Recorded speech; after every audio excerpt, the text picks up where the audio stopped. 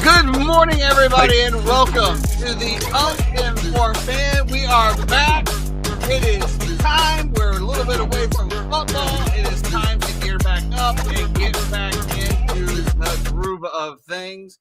Jeffrey, how did you enjoy your break there? You know, you looked like you had a little something going on there. It looked like you were communicating with somebody off the screen there. That's what I was waiting for. I was waiting for the, hey, I'm good to go. It's still summer. I still have children at home running around before they all go back to school in 2 weeks. So yeah, I'm talking to Oliver right here. He's like, you're ruining my life. Sure you're good by being on the computer because I can't play on my PC video games. So he's telling me about how I'm the worst human being on the planet because he can't play his video games. So that was it. Let Oliver know that there's like seriously like 5 to 7 people that are depending on this information to get out there. And right, and I don't even know if they're depending on it. They're just here for it. Well, I know Buff is lurking in the distance. Buff is, continuing to wait and see how, the fantasy football champ is planning for his draft. So I know that for sure. See, there it is, TJ right there. I know these sharks are coming in to see how, the champ, goes in and, prepares for his back-to-back one. But, how's the vacation been, Jeffrey? How you been doing? You looking good?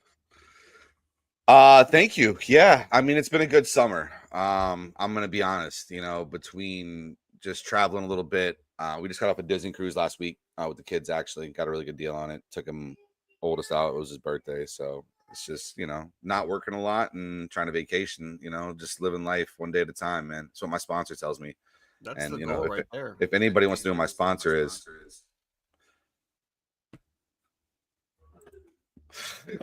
he's right. What type of sponsor are we talking about? You know exactly what type of sponsor we're talking about. Anyway, I didn't know Jeremy did deal drugs. The heat has been blazing and my house is hot as fuck right now.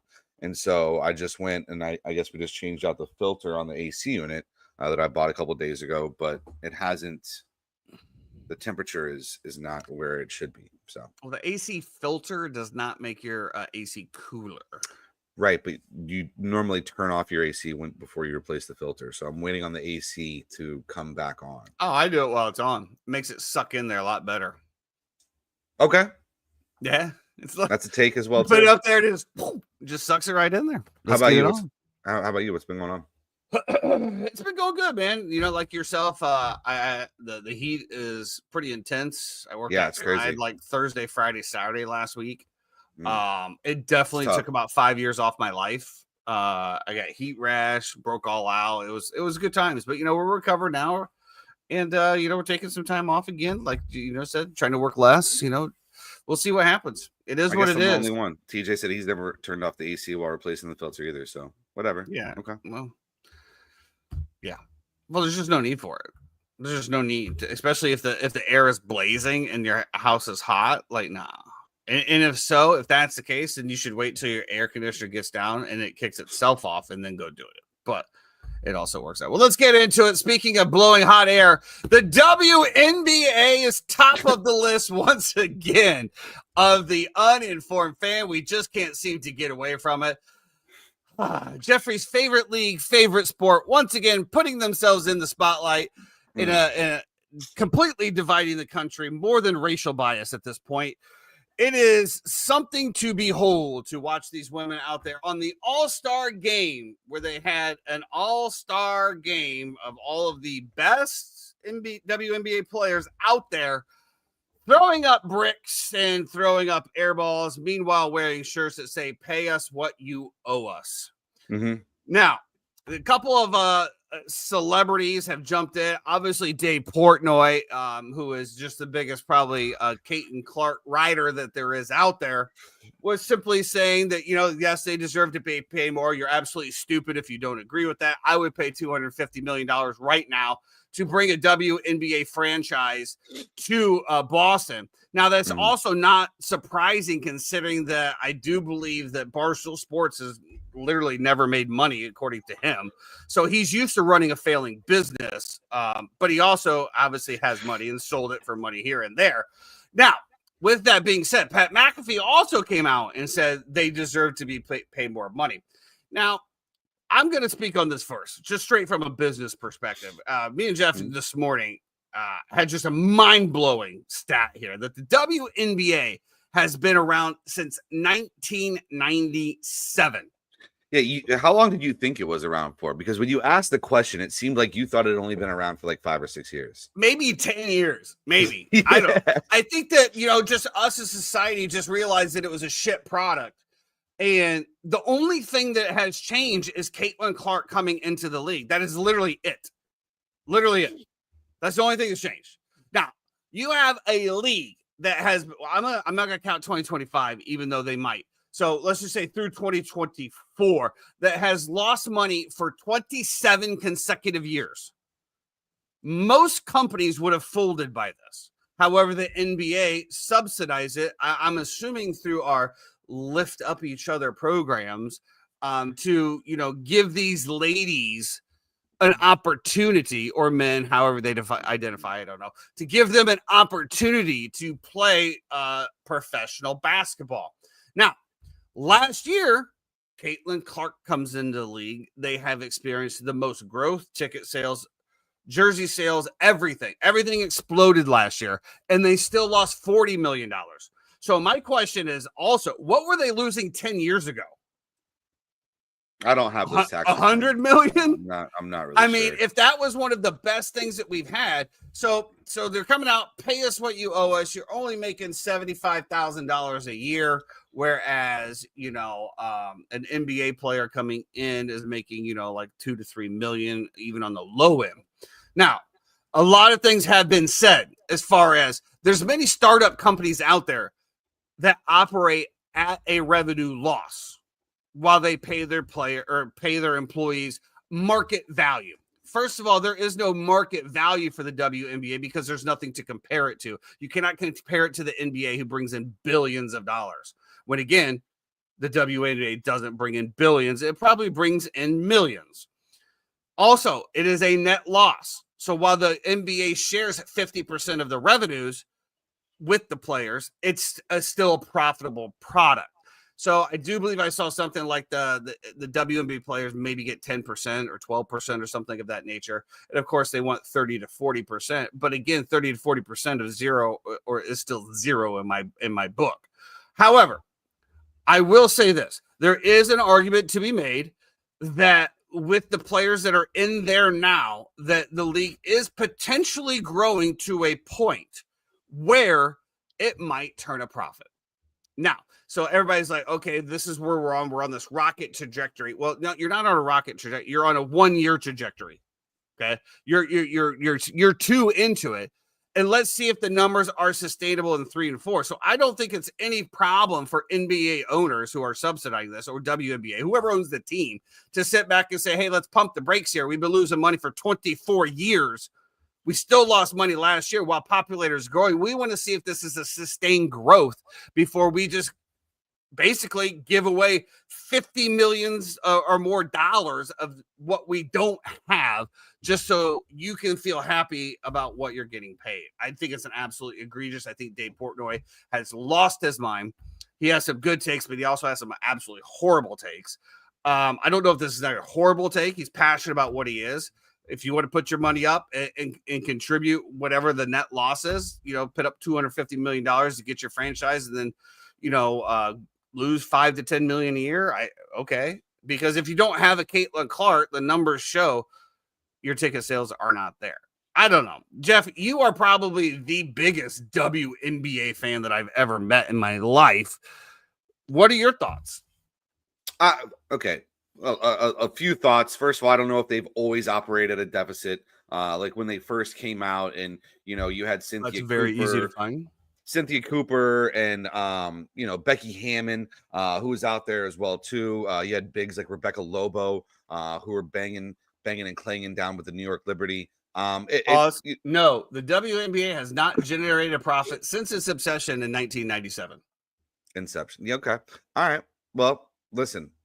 It is what it is. I do think that if I was buying stock, right, and also we're going to say this as well too, right? You're somebody who's owned businesses before. Do you ever really want your businesses to profit that much when you're talking about, you're talking about Barstool always losing money, or not being a gainer, right? Like, I mean, listen, tax write-offs aren't that bad when your business loses money, right? That's one thought that I have. The other thought that I have as well too is that this is kind of like a buy low point, where I do think that the league is growing and is about to take off. And listen, when you add a Paige Buckers, when you love her or hate her, Angel Reese draws numbers. She pushes merch. She is numbers.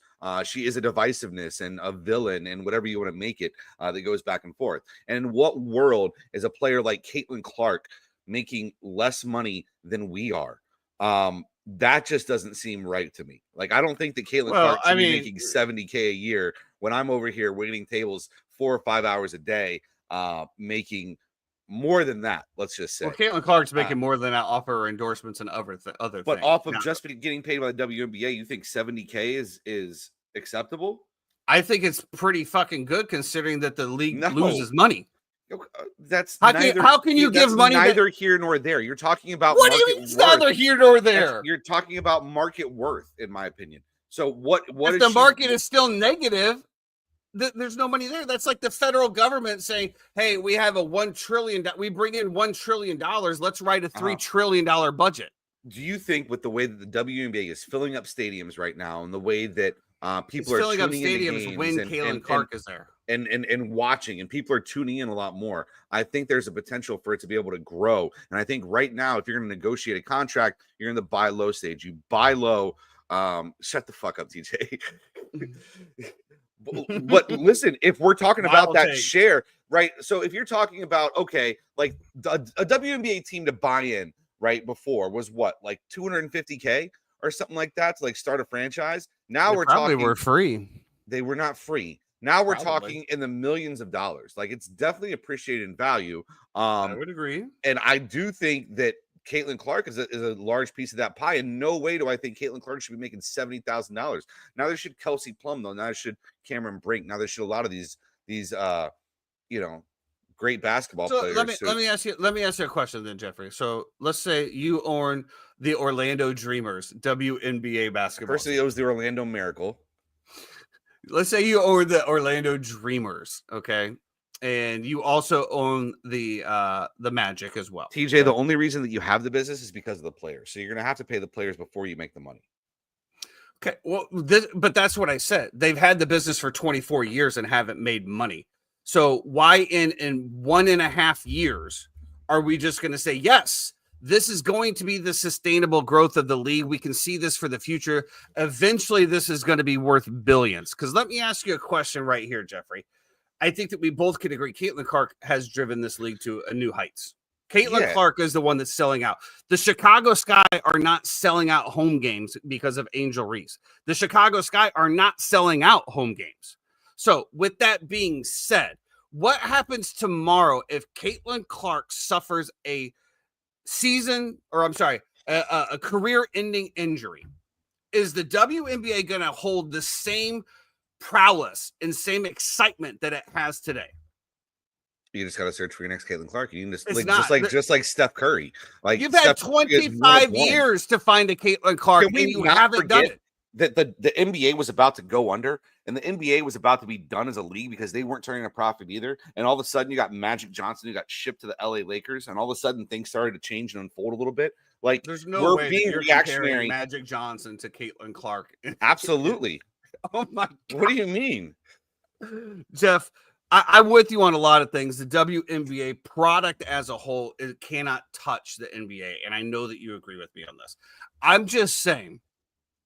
You mean you got like fights every night? People are throwing dildos on the court last night. Lime green dildos being rained down from the rafters in the stands in appreciation. That just shows how much of a joke it is. That's Can you imagine? You know, you're sitting there. There's 50 seconds left. You're tied at 75. It's the Valkyries and the Atlanta Dream. You're playing in Atlanta, and all of a sudden you look up to take your game-winning three-point shot that you're going to hope is going to put your team ahead, and there's a green dildo just flying at your face. These girls are having to deal with hazard pay. I feel like there should be arguments that should be made that they deserve more money, not than the NBA players, but way more than $70K that they're making right now.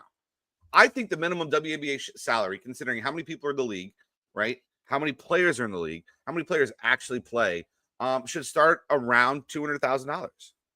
Okay, so let me ask you. Thank you, TG. Money from where? So let me ask you a question. You have a wonderful job where you work at. You have a tip out procedure, correct? Correct. Okay, so if your assistant who's working with you is not making the kind of money that you feel like he should make, do you just give him extra out of your own pocket and take a cut out of your financials? We actually did that at my restaurant. I'm talking about you personally, Jeff, because you personally could. I was the one who brought it up. So we used to tip out a certain percentage, and you're missing the point. We were not retaining any staff whatsoever. And I said, listen, we need to double the percentage that they're getting. That way we can keep the good people who we have and not have them migrate somewhere else. So let's just say this. Say you work an 8-hour shift and you get stiffed every single table and you make $0. How much are you giving? Zero on 1,200 the other day. How much are you giving your server assistant after you worked an 8-hour shift and made $0? The same that I owe them, because you know what? The night before you made $0 and make it great. I didn't make it $0. I'm giving you a hypothetical. You worked an 8-hour shift. You made $0. How much do you give your assistant? You're recouping that in taxes. You know, it's a failing business. You know exactly how it works. I understand what your point you're trying to make, and I do understand that the WNBA could be on a projected growth, but we've had 1 year of success. 1 year of success out of 24, and we still the WNBA still lost $40 million. Now, I know that that's chump change to these guys, and I do understand all of that. And if that's the way that the players are looking at it, well, yeah, you still lost 40, but you lost 60 the year before that. That is a fair argument. However, I need to see 2025 data as well, because let's be honest, Angel Reese coming in, Caitlin Clark coming in, literally sparked the league. And I will give Angel Reese her dues, just like you. Don't think she's a good basketball player, but at the end of the day, she's probably better than me. And she brought a polarizing figure to this to be able. I know my 3-point shot's definitely better. She brought a more attention to the league. But my question is this. I mean, we got wigs coming off of the game that we stopped the game for the other day. A wig came off. We stopped the game for the dildo. A fan got throwing out for laughing at the wig coming off. So soft, by the way. We had cease and desist orders sent to Angel Reese missing her first shot of the game from the WNBA because it's detrimental to the league. But yet we're sitting here saying that these girls need to be paid millions of dollars from a league that has lost money. Who said millions of dollars?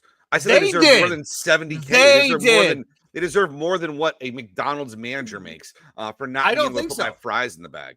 I don't think so, because the McDonald's manager does more. How about that? No, yes, they don't. Yes, they don't. And I could sit. You're talking about at professional the counter. Athletes. I'm not talking about professional athletes. I'm talking about the WNBA player. I could sit at the counter at McDonald's and have more entertainment than watching these girls brick layups, professional left and right, athletes, and throw up air balls. Something you will never be, a professional athlete. I was closer than you. Now we're talking like hyperbole and like semantics. No, I actually stepped foot on a pro tour event. Yeah, I did. I've done a qualifying. Yeah, I've walked on Wrigley Field too. Oh, okay, Jeffrey. You know what I'm talking about. Well, obviously we're on two different pages. My biggest thing is this. Okay, you can say that you deserve to be paid more. Okay, I understand. Do you think they deserve to make more than $70,000 a year? Does Caitlin Clark deserve to make more than $70,000 a year? Well, she does through endorsements. However, I will say this. At the end of the day, it doesn't matter if she's making $75,000, $500,000, or $10,000. The league is still at a net loss. People are losing money just to allow them to have a place to play their professional sports. Now, I don't know how it all works with the revenue sharing as far as the jerseys, the ticket sales, and all of that stuff. I would be happy to, if somebody wants to send me a P&L of the WNBA, I'd be happy to dig into it. Now, I do believe that there is a path, but you can't have that's, it's just like anything else. You can't have 24 years of a shit product and have one blip and be like, now we're worth millions. And I know that you didn't say that, but they have said that. There's some of these WNBA players say that they should have comparable to what the NBA has. Okay, so let's just say you give them 50% of the revenue share. So, and they're only getting 10% now. So that's 4 times more. So that means instead of losing $40 million at the peak of popularity, now they're losing $160 million.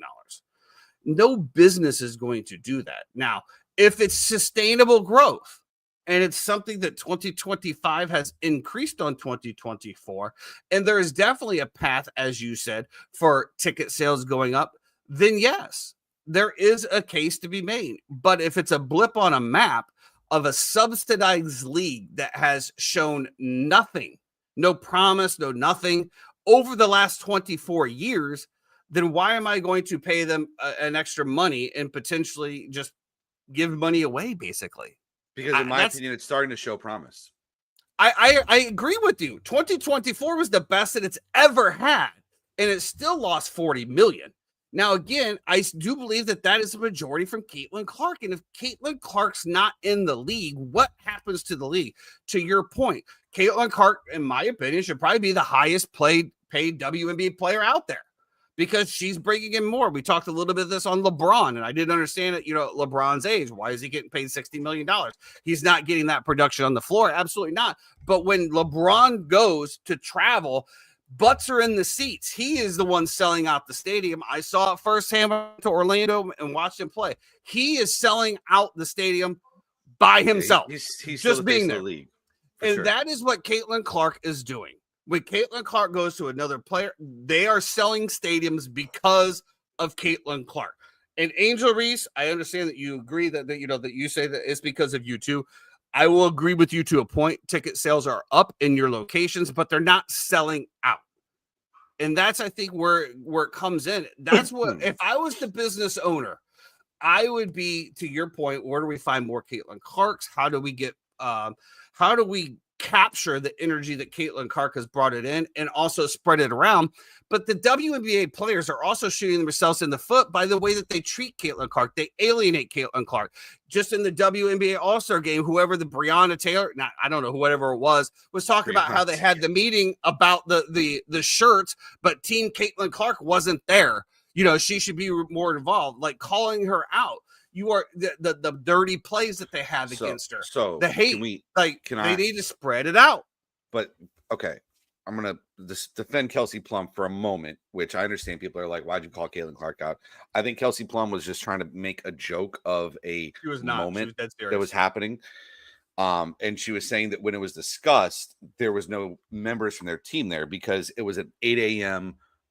breakfast or whatever that they were having. And obviously, if you follow anything about that, there's, there was a lot going on Team Clark in terms of being out partying and different stuff like that. So they weren't making the 8 a.m. breakfast. But listen, it all came to fruition. It all worked out. End of the day, I think they deserve more money. That's all I'm going to say. We've spent 25 minutes on WNBA. So and that just goes to show you, team, how bad down sports we are right now that we just spent 30 minutes or 20 minutes. No, it goes to show you that the WNBA. WNBA is relevant because we spent the first 25 minutes when we haven't done a show in a month. We spent the first 25 minutes talking about the WNBA and Caitlin Clark and how you don't think they deserve to be paid more, but yet they deserve 25 minutes out of an hour show to start. So I think you validated my point.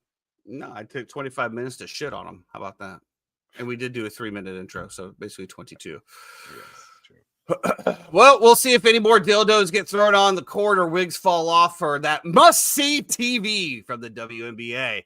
Moving on to another All-Star game, the MLB All-Star game comes on. The National League take up a 6-0. 6-0 lead. AL comes back, and we go to our first off, the walk-off with Kyle Schwarber just launching 3 home runs in a row to bring it home to the National League. Congratulations to the National League. It was pretty entertaining. I will say that. I think that the way that it worked is pretty good. At least it didn't end in a tie. Now, it wasn't good enough for me to have my intention all the way through it. I will say that. But at the end of the day, one moment of it. But we're getting ready to get into this. We got the MLB trade deadline coming up as well. The Cubs are absolutely making no moves so far. It is Thursday. Tomorrow, I do believe it's 6 p.m. The Cubs are just, getting destroyed by the Milwaukee Brewers in this very crucial series for not only first place in the Central, but also the best record in the National League. And they're out there committing errors. They look like the bad news Bears all of a sudden. And that definitely has me very nervous heading into the trade deadline into the end of the year as, my beloved Cubbies, the lovable losers. I did see that your Braves, Jeffrey, I saw an interesting thing as we touch on Acuna here, that the starting 5 pitching of the Atlanta Braves, when they started, all of them are on the 60-day DL. Mm-hmm. Last night, Ronald Acuna once again hurt. Looks like he's going to be done for the season again.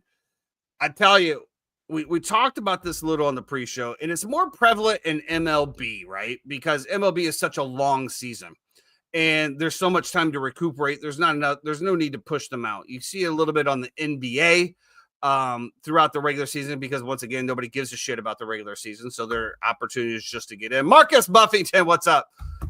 God damn, right. See, I told you, right where we got this, and then we're going right into the NFL and fantasy football. Here he comes. September 3rd, Buff, 6 p.m. September 3rd, 6 p.m. The amount of injuries that we're having it's just out of control, man. It's out of control. And baseball, to me, it's in a weird spot. It really is a weird spot for me. And I know that we're going to talk a little bit about some of the stuff that's going on with the commissioner and things of that nature. But how you feeling, Jeffrey? Yeah, I know you've already packed it in. You're following baseball along a lot more close than I am because of fantasy wise. And as a Braves fan, it's been a good season to mentally check out. I do wonder. I was thinking about this the other day when we made our picks for baseball this year. I was wondering how they were doing and like if there was anything that we were actually should be legitimately rooting for. But well, I mean, who do we have? I don't know, Jeremy. Do you or 3-time? Do you have the receipts still? I think I had the Orioles winning the East, and they're like dog last. I definitely didn't have the Braves winning. I think I might have had the Tigers in there, maybe. Anyway, it's neither here nor there. I haven't watched a lot of baseball. The Braves are terrible. It's been a tough watch. It looks like Acuna might have torn his Achilles. I don't know. I know he's in a walking boot. He had Achilles tightness. He said that he felt like he needed to go push himself and get back out there and play because he'd already missed so much time, and he felt terrible for it. So he went back out there, chased down a ground ball in the outfield, immediately came out. They put him in a walking boot, put him on the injured list. So I mean, at this point, the Braves are 16 games on the other side of the All-Star break. There's no reason. Ozzie Albies has been an absolute just fall off a cliff this year as well. As you said, your starting rotation. There's no reason. Pack it up. Austin Riley has not been great. Matt Olson has not been great as well too. So tough year. Pack it up. Listen, get some prep.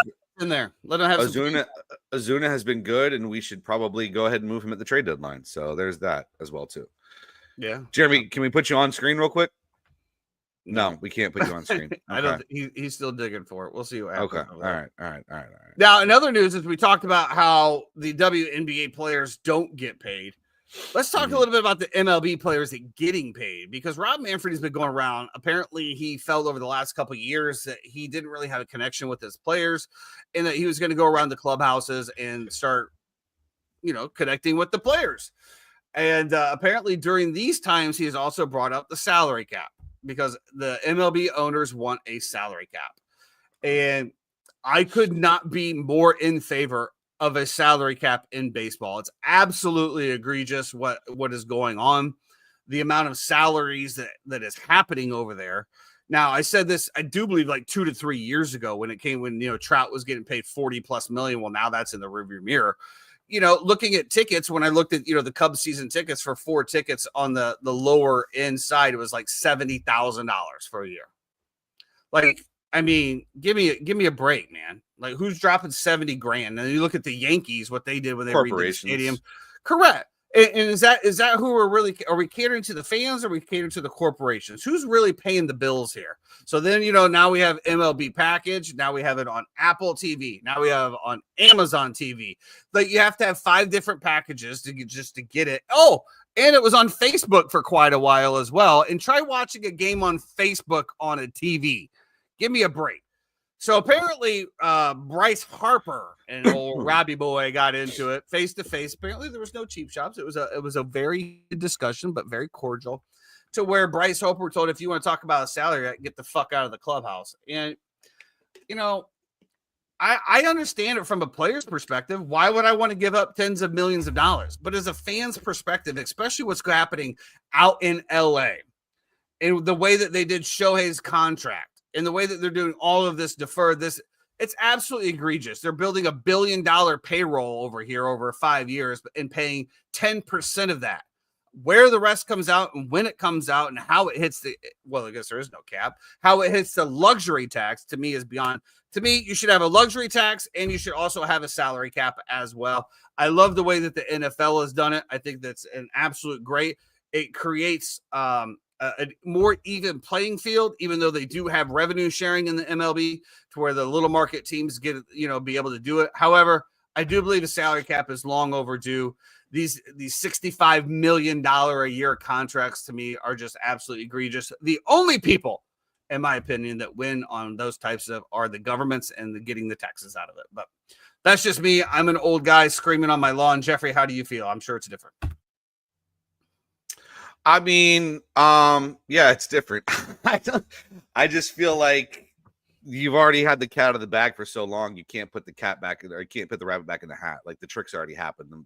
The magic show is already up. You're at a point now where you've jumped the shark. These are going to be some really knockdown, brutal CBA negotiations that they're going to have between the two sides. Tony Clark's already came out and said there's no way they're having a salary cap on anything. I don't blame him. I wouldn't either. If you had already given me all these years without a salary cap, and now you want me to have one, and then, like, what do you want the cap to be exactly? You want it to be? Well, it should be exactly. Also, it should be exactly what the NFL is. Whatever the revenue is, whatever the players share, it's 50-50 or whatever. There's 162 games. It's just different as well too. So I don't know if that model will necessarily work when it comes to MLB. There's also all different things that the CBA that they're going to go through when it comes to arbitration, when it comes to having rights of players, when it comes to a Chris Bryant situation where you're keeping a guy down in the minors as long as you possibly can to have another year of control over him, and so on and so forth. That I think will be a lot of moving parts. To me, with the salary cap, all that goes away. Run it just like the NFL. I don't see why not. What do you mean? The NFL can franchise tag somebody. Okay, but at least it's franchise at the top 5. To your point, you're not holding somebody down in the minors to control for another cheap year. I think you forgot the cheap part in there. It's a cheap year because they could always control them for another year. They just don't want to pay them. Now, I get it from the player's perspective. Of course, why would you want it? But at the end of the day, Jeffrey, it's me and you. and the fans that are footing the bill. And I know that we disagree on this somewhat, but the people that are buying the MLB package, an authentic jersey costs $350 now. Just to buy, not signed, just an authentic jersey is $350, where 10 years ago it was $100. Like, the bleeding has to stop at some point. The bleeding of the fans, and that's where I come in, and that's where I'm like, I just feel like something has to be done. When you look at tickets, tickets shouldn't be $100 a seat to go watch a game. And to the point of what we just talked about, especially with the injuries and the way that they coddle these MLB players over the season. And the same thing we talked about LeBron with rest. People go to see LeBron. So if I'm paying $150 and LeBron's not playing, I'm pissed, right? I mean, and it's more prevalent in baseball as well. And to me, though, baseball, while it is about the game, baseball going to a game is more about the experience. It's about walking into the stadium, getting your hot dog or your peanuts, your beers, and it's more of an experience to me. But then you look at like the Savannah Bananas, right? The Savannah Bananas are selling out football stadiums. The Tampa Bay Rays cannot even sell out George Steinbrenner Field with 16,000 seats. But yet, so there we go with like certain price points and this and who's really paying. And I get the player's perspective. I mean, why would I want a salary cap? I get paid whatever my contract is. It's fully guaranteed. There's nothing. Once I sign the pen, I'm getting all the money. I of course, why would they want to? But I would love to see like what the actual breakdown is as far as the revenue sharing, how much is it made? But my biggest concern is like what's happening in LA with the Dodgers contracts, the deferral of money and all of this shit to where you're circumventing the rules that are already in place. It's very shady what's going on over there. I think we can both at least agree with that. Yeah. All right. Anything else on MLB, Jeffrey? Ah, man, we got pro football on tomorrow? Tomorrow. We have no more Thursdays without football until February. Well, no more weeks without. I don't know about Thursdays. Thursday. Yeah, no more. We have football every Thursday. And that's till February. Yeah. The reason I say that is because there's a point where NFL goes into playoff mode. They don't have Thursday games and college football's over. Yeah, I don't know. I'm just telling you what I saw, Jeff. I can only tell you what I saw. The internet is undefeated. The internet does not lie. Well, we do have a few things heating up out there. Obviously, some holdouts going on. Trey Hendricks from the Cincinnati Bengals, still no contract, who has been in Florida outside of the state of Cincinnati, which he also posted him driving out, saying later. Apparently, he has come back to now hold in. Terry McLaurin has held out. Now he's coming back to hold in, but he also has an ankle injury, which is preventing him from practice. I don't know what the language is. I think the Trey Hendricks thing, I think I saw yesterday, it has to do with guaranteed money. Terry McLaurin, I don't know what Terry McLaurin's asking for, but my man had a blip of a great season last year, and I'm assuming he's probably wanting $30 to $35 million a year, and I don't know what he was making last year, maybe 15. I don't know. I mean, that's definitely a tough one. I would have to, as a front office, you'd have to go back and look at all this, the tape and everything. Was it more of Jaden Daniels creating plays, or was it him going up and getting the ball? I mean, that's a tough one. I do believe he is on the tail end of his career, so I'm assuming he's wanting a contract that's going to set him for life. Yeah. I don't know about that one, bro. I don't know about that one. Yeah, I would kind of worry about the Commanders this year, in terms of. I know that they've gone a long way as an organization and different things they've done, and being voted one of the worst locker rooms and now upgrading what they have now, and so on and so forth. But that Terry McLaurin situation, I worry a little bit about it, because if something doesn't work out, and even if you look at their roster, right, like if Terry McLaurin was to get hurt, then all of a sudden your wide receivers are like Deebo Samuel that you have. Who's hold on, we're not disrespecting Deebo.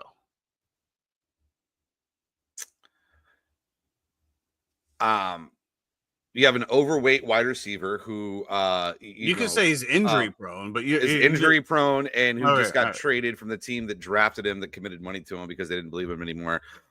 You have Noah Brown, Zach Ertz is your tight end. You have Christian McCaffrey's brother as your other wide receiver. Like, it gets really bad really quick when it comes to that wide receiver room. And we always worry about second year regression when it comes to these boom rookie quarterbacks, and how does that factor in? Now, we always say we mitigate a little bit because second year, especially with running quarterbacks, your floor is going to be much higher than it will be with other quarterbacks who are just pocket passers. So Jaden Daniels will always have the running ability to be able to rely on and bank on. But I do kind of worry about that wide receiver room and the weapons that they put around him a little bit, if I'm going to be honest. When it comes to Trey Hendrickson, of course, Trey Hendrickson, shout out Trey out of Apopka High School right here, local here in Florida, as he was hanging out. Shout out to the 3-time for that info as well, too. But since he's just a terrible organization, they're trash. And there's nothing you're going to tell me that Cincinnati did this offseason that is going to be any different than what it was last year. Like, okay, cool. What did they do? You still have a whack offensive line. You still have no secondary on defense. You're going to be in a shootout every single game with Joe Burrow. And can you protect Joe Burrow? And if you can't protect Joe Burrow, then none of it matters anymore that you just paid T. Higgins and Jamar Chase. We talked about it. They're cheap as hell. They should have paid Jamar Chase and T. Higgins 2 years ago, and they'd be saving more AAV against their cap per year. But they didn't because they're cheap and they drug it out. And at the end of the day, when you become cheap, it ends up costing you more money in the long run. So, I think Cincinnati finishes at least third in that division, probably, because it'll be the exact same thing. And you're assuming that with a bad offensive line that you can keep Burrow upright and healthy, which I'm not sure is correct as well, too. It's funny, you see these clips in camp of they're like, oh, the Cincy line looking a little bit better. And it's like, you're going against the first round pick that they don't have right now in Shamar Stewart, and without Trey Hendrickson on a defense that was almost dead last year. That was absolutely terrible. I don't see a lot going on with Cincy this year. They signed Joe Giles Harris from the Patriots, Lucas Patrick, that looks like from the Saints, Oren Burks, TJ Slayton, and Samaje Perine. Those are the big additions to the Cincinnati Bengals this year. Yeah, I mean, I don't know if I'd go to the sense call them cheap, especially when you have our next contestant, Jerry Jones, coming up next. But it's definitely in the ballpark. And to your point, just pay him now and you don't have to pay him as much later. When it came back to Jamar Chase literally said, I want an extension and I want $1 more than Justin Jefferson got. And he was getting $30 million at the time. They sat and waited. Now he's getting $40 million. Yeah. I mean, I don't understand it as well. But like I said, more cheap asses. Micah Parsons still hasn't been paid. I was thinking about this with Jerry Jones the other day, and I was thinking, you almost get punished if you draft too good. Think about that for a second. Let's just say you hit. Think about this. All right. So let's just say you hit on your first 4 draft picks in a draft class, right? Mm-hmm. They're all superstars. They're all the best at their position. They're all going to want top money. You can't pay them all top money. So you have to trade some, get a haul, hopefully, and sign some. So you really have a small window. And what are you looking at? Why do you? Your argument is against drafting well? No. I said it's almost like a penalty, because if you draft super well, you can't hold them. You can't pay them all. And when you look at, they had Dak, they had CeeDee Lamb, they had who was the Trey Diggs that they had to pay. Who else did they have? They had more than that. I mean, they had a lot of offensive line as well too. Tyron Smith, Zach Martin. Now you throw in, Ezekiel Elliott, who was there for many years as well. Yeah, too, which they let him go because they couldn't pay him. And now they're kind of in purgatory when it comes to that. Who's it going to be this year? Is it going to be Jaden Blue? Is it going to be Javonte Williams, who was with UNC famously and then had a really good year? Was supposed to be a breakout for the Denver Broncos and ended up getting hurt. Ended up completely screwing me in one fantasy year. There's a lot of question marks, but I do think one of the consistencies that you're going to have in Dallas is going to be Dak Prescott. I think going out and getting George Pickens in a solid number 2 was a great move for them as well. Another guy who stretches the field, very similar to the X and the Alpha that CD is. Pickens can kind of do the same thing. I think it's going to open up things for Jake Ferguson underneath as well too. If you're the Cowboys, though, you got to pay some of the defenders. I get it. I would just pay Micah. Last thing you want to do is have Micah Parsons walk and go to the Philadelphia Eagles, just like Saquon did, and then all or of a sudden, at minimum, like I said, at getting- minimum, you got to trade him. You can't, like you said, you can't let him walk. I mean, I would think Just that sign there'd him. be some franchises that would, give an absolute haul for him. And well, my thing is that defense was absolute dog shit last year, was it not? they weren't great. No, Right. So are we going? So we pay one guy whatever the max. I'm sure he's going to want 40 million because now whatever that highest defense, TJ Watt, I think got 41 million a year, something like that. I'm sure he's going to want to be in that thing. As again, we talked about it, went from 30 to 40. I mean, so is he going to be able to help that defense by himself? I think that there's many other holes. That's all. I don't know. I don't know what you do. That's why I'm not a general manager. I'm just the best general manager in the fantasy football league that the world has ever seen. So we'll see. Once. Oh, it's been for years. Those guys just haven't performed. They finally put it together. And speaking of which, it is fantasy football draft time. Jeff, have you been hitting the mocks? I've done one mock, I think. I think I've done way too many. I know there's guys I don't want. Like I said, I think the way I draft normally is I just circle situations I don't want to be a part of, and then just kind of draft best available based off that. I definitely have a complete strategy going in this one. I think this is a very deep fantasy draft. I really do. I think it's a deep fantasy We draft. say this every year. What? I don't think I've ever said it's a deep fantasy draft. I have usually, and including last year, have gone into drafts with zero preparation. This is the first year I've ever done mock drafts. So you finally won, and now you're going to change up the scheme. Well, I did just because I didn't do mock drafts last year doesn't mean that I didn't do the research. So this year I'm combining the research with the mock draft. So all fantasy draft doing no research whatsoever. No, I said no mock drafts. If I said no research, then I apologize. I meant no mock drafts. I do a little bit of research, but to your point, I do kind of go off feel a lot. It's just like, okay, who's there? Ooh, yeah, ooh. And honestly, the best thing that happened to me ever, and probably the reason why I won last year, is I didn't draft any Bears players finally. Finally give up the homerism for sure. Yeah. I'm looking at it this year. I have the second pick in our big draft, and I'm trying to figure out, do I go wide receiver or do I go, running back? Well, I do think that the running backs are very deep this year. I think there's a lot of questions. Like in Jacksonville, you could definitely go with a late round with Trevor Etienne Jr. Then you got Bigsby that's back there as well. They're kind of being drafted together. You got Chase Brown, to your point over there. What's going to happen in Cincinnati? Who's back? League winner last year. League winner. People who Joe Mixon is injured and is going to miss a significant amount of time. Who's going to step up in that backfield? Well, they have Nick Chubb there now. Who just got signed. Then we have some rookies. And who was the rookie running back that got arrested for domestic assault already? Doesn't ring a bell, unfortunately. Yeah, let me see if I can. I see the 3 times. What's going on with your running back room? I have a Quinshawn Judkins, the kid from Ohio State. What are you talking about? You said who's the running back that got? Oh yeah, Quinshawn Judkins. Yeah. So who knows if he's going to be playing for the Browns? But I mean, are we really targeting anybody on the Browns though? Like I said, I did make a bet that Shedeur Sanders will win Offensive Rookie of the Year. Well, that money's flushed down the toilet since he has gotten 0 first-team reps. Yeah. He looks good, though. Apparently, Kenny Pickett was leading the charge over there. Kenny Pickett, what a joke, dude.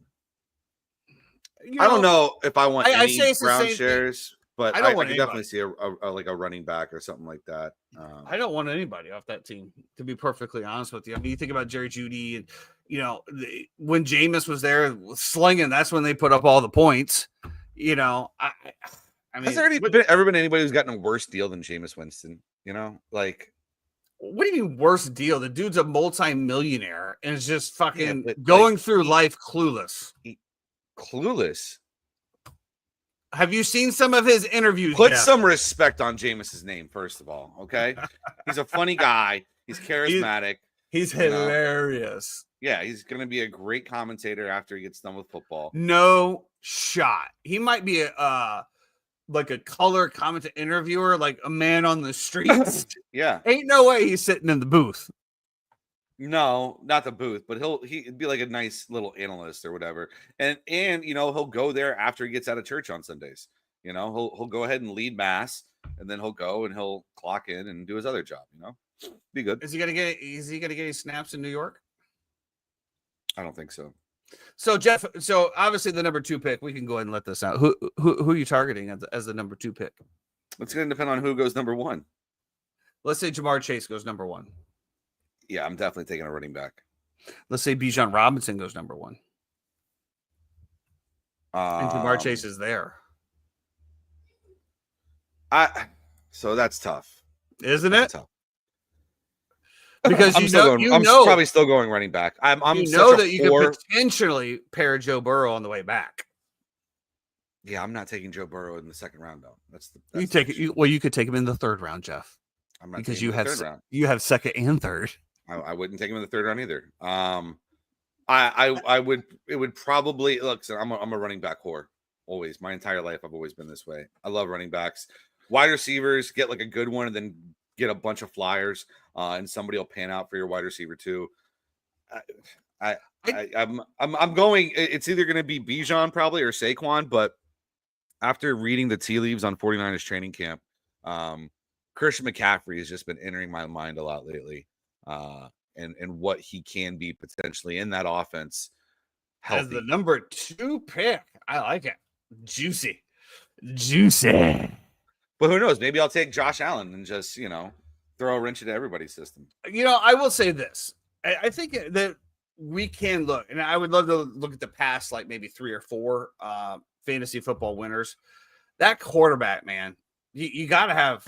If you don't have one of the top 5 quarterbacks, you ain't winning. Who was your QB last year?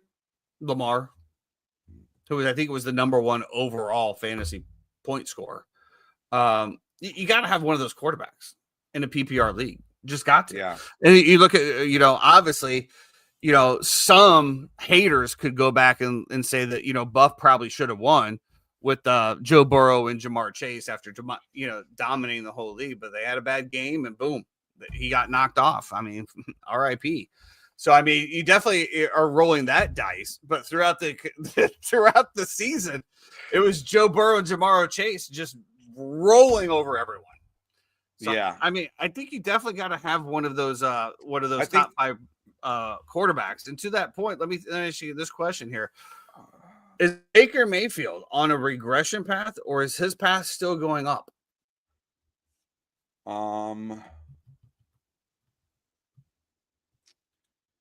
His trajectory as a football player is still rising up. Fantasy wise, I kind of got to see it. No Wirfs, no Godwin, I don't think, for the first 4 weeks, it looks like. I saw that you also lost your rookie for the year. Yeah, we lost the edge, tore his ACL. I'm not really worried about the defense. I think that there's enough depth there that your offense you talk about is deeper. Well, I'm not going to use that reference. Your offense is so deep. I mean, how deep is it? It's tickling the back walls. I mean, you got Mike Evans, Chris Godwin, Jalen McMillan, you got Imo Ukabaue, you got Bucky Irving, you got Rashad White, Baker Mayfield. Like, it's just a matter of who's on the field and who's not. Like, you're gonna have Fred. I mean, what is it? You used to have still Kate Otten, yeah, at tight end. Yeah, and then you have another one as well that showed some nice blips. I think you're gonna have fresh legs out there nonstop. If the offensive line holds up at all, Baker's just gonna be picking people off left and right. How are you gonna guard them all? You double Mike, that leaves Chris Godwin open. Okay, then you put McMillan in the slot or Otten on a simple out. I mean, my goodness, Bucky on the wheels. Woo! I think I got big things for Tampa Bay this year. So, for those of I you think they'll listening at definitely home, be a competitor. I just worry about the first 4 weeks without Wirfs. I think it's a huge loss that people are gonna kind of overlook a little bit. And he's a huge cog in what we do, running the ball as well as in pass pro as well. So, well, let's see here just real quick before we move on. The good news, well, you have the Falcons week 1. yeah, I think we have the Texans and the Eagles in there as well too. And I forget who week 2 is. You have Falcons, Texans, Jets, Jets, and then Eagles. So okay, so you come out of that, 2-2 without Wirfs. I think you're feeling pretty good. you come out of it 1-3. Well, okay, but if you come out 2-2, you're feeling pretty good, right? Sure. Honestly, though, didn't the Eagles lose a bunch of people on defense? No. Did we really expect that? They did not? No. Really? Well, we'll save that for next time. Because it is about time for us to head out of here. And I know Jeffrey wants to talk a little bit about the National Basketball Association, minus the W, and the free agent signings and what's happening in the world. The East is completely wide open this year with all of the injuries that's going on. Jeff, what are the free agent moves that you've seen, and what do you like to see out of this? For the East, well, I think the Magic have done really well in the East. If we're gonna be honest, and that's not just me being a homer. You had Desmond Bane, you had Ty. And then it's addition by subtraction, right? Boston loses most of their team. Drew Holiday gets traded. Porzingis gets traded. I do love what the Atlanta Hawks have done as well too, in free agency and also through the draft. I thought they've hit pretty well. As well, the Sixers I think are going to be interesting as well too, and they're a team that nobody's talking about. Philadelphia adds VJ Edgecombe, who I think was really good at Baylor, a little bit underrated, and now you pair him with a guy like Tyrese Maxey to go along with a Jared McCain, to go along with a Joel Embiid. I think that people are kind of sleeping on Philly a little bit, and they have an opportunity to be really good as well too. But yeah, it just looks like the Pacers without Hallie, now the Celtics without Tatum, without Porzingis, without Drew Holiday. That team's going to be completely different as well. Obviously, Damian Lillard moves on from Milwaukee, which was a kind of a weird thing, but we see him move on. He's going back to Portland. And how long will Giannis be happy for there? The Magic have a chance to really finally do something good. So hopefully we can do it. I guess Paolo went to them in the offseason and said, I want shooting, I want better guards, and so on and so forth. And they, complied. Jace Richardson, who you get through the draft, like I said, Ty Jones, and then you have, Desmond Bane, who you get, who's a perfect culture fit for you as well too. So really nicely done.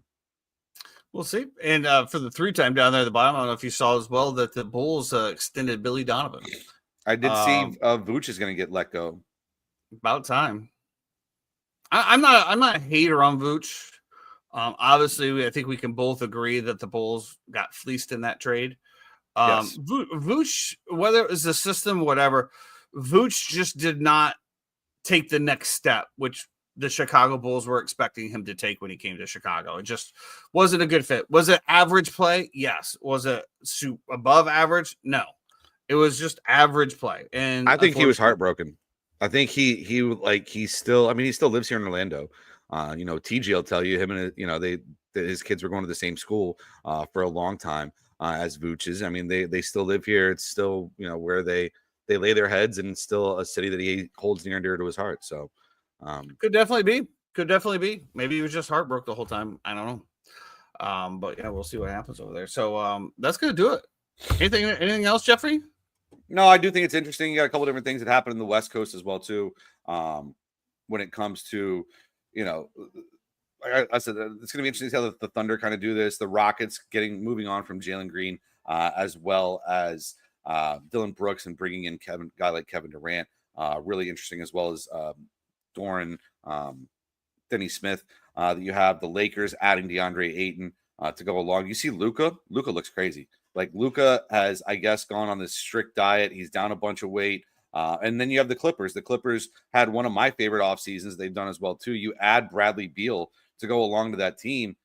I mean,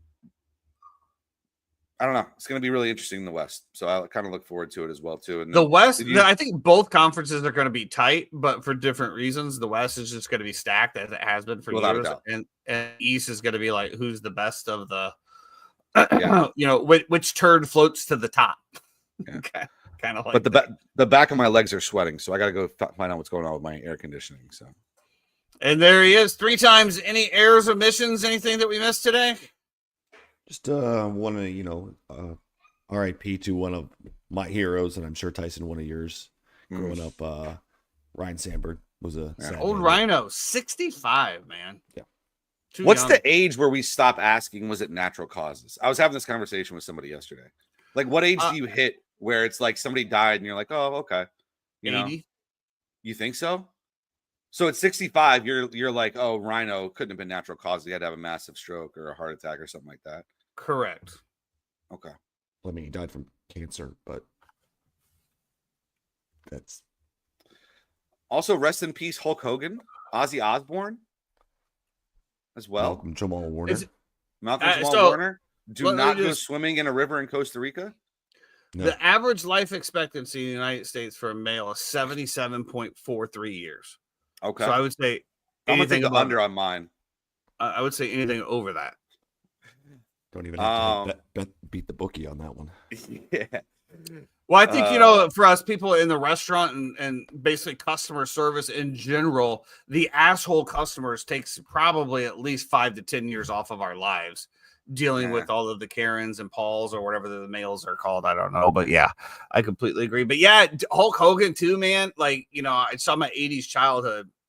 And I'm not one to ever get like, you see some people like a celebrity dies, like these people just going off the rails, like it was like their brother or their sister Yeah. or their mother. Like, no, Yeah. this still like I'm I not never. that person. I actually spoke to Hulk Hogan a few times because he was friends with Crawford Kerr when I was doing the Winghouse thing. Always a good guy, but it was always one of those things. I had my Hulkamaniac gear, as a kid, little wrestling figures and stuff like that. So that one, Rhino as well, and yeah, Ozzy. I mean, but like when Ozzy died, like my wife's like, "Oh, really? You couldn't see that coming?" I mean, the years of hard partying and everything else he did. I think He I lasted told her longer than I thought he would. I mean, I he did told good for her him. that I thought it was literally he needed that last concert. He needed that one last hurrah. I did it. He was trying to stand up, and then he's like, "All right, Sharon." Do you know what I thought was crazy was I had some people sitting at the bar the other day and they were talking about Ozzy, and they were trying to guess age wise, and I'm like, what are you guys guessing his age? They're like, well, we weren't sure how old he was because he was on reality TV, and I'm like, you mean the Osbournes like in the early 2000s? Like that was like literally when I was in college. I go, yeah, that he was already 50 years old when he was doing that. He died at 75 or something like that. What was 76. the age he died? 76. 76. But I was like, he was already it's already in his 50s, and I was like, but he looked like he was in his mid 60s or 70s in doing that show.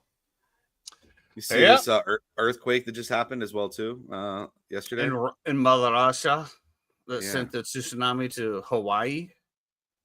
They said Washington State too is on high alert. So Hopefully everybody's Before we okay go, with just it. real quick, I do want to point out that the life expectancy, the United States is lower. United Kingdom's 82, Canada's 81. what's I think it's what's just China?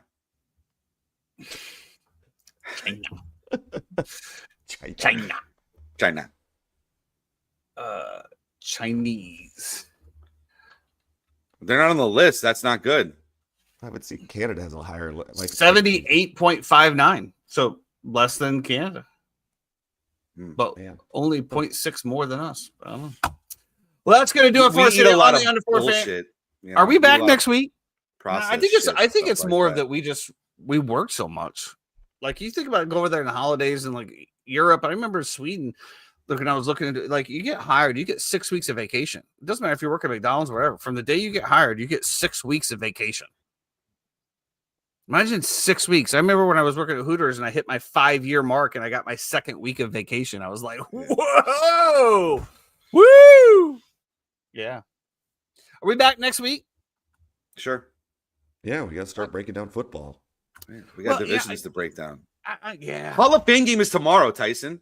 I know. I Two- just, I know that Buff and these guys, they're going to be snaky, man. They're going to Do you know who's starting for the Chargers tomorrow Yes. at quarterback? I do. Yes. One play Trey. I like that meme that they posted that said Trey Lance will be starting for that. And I'm sure this is the majority of Americans just found out that Trey Lance is on the Chargers. Yeah. That's another kid. I hope he does good, man. You can't just turn and burn these young quarterbacks, man. You got to give him time. Got to give him time. One Like Justin play Trey. Fields, I'm just glad Justin Fields is back, baby. Whew. That had tell me. you what. I'm not kidding. That had me nervous. I'm not even a Jets fan. I was like, come on, man. Not like this. I felt like I was in the Matrix. Not like this. I'll say this too. I feel like the internet's giving the Bears a lot of shit right now, and I'm of the opinion of like, I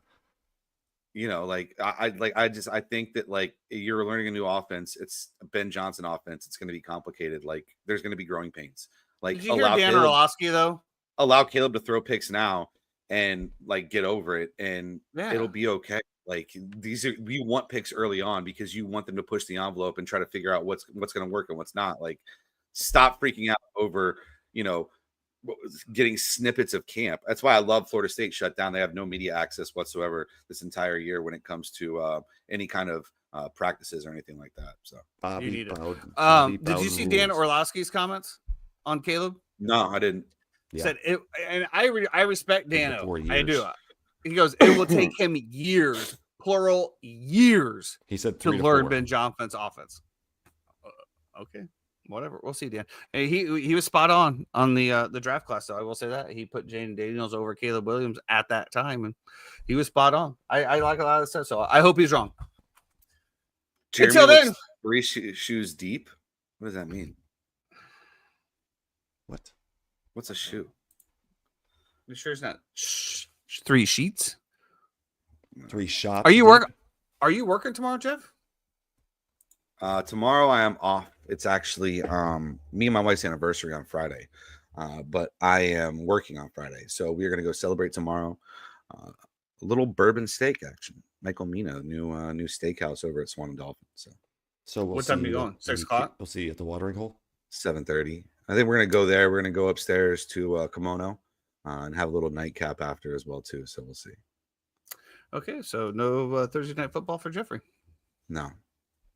All right, boys and girls, I appreciate everybody turning in. If you are watching on Thumbs Up, be sure to get that thumbs up on there for us. Helps out the channel, helps us grow. I appreciate everybody stopping in, all the comments, concerns. 3 time for all the Backdoor Productions. And Jeffrey, once again, and if you do happen to be driving this past week, please, for the love of God, stay out of the left-hand lane.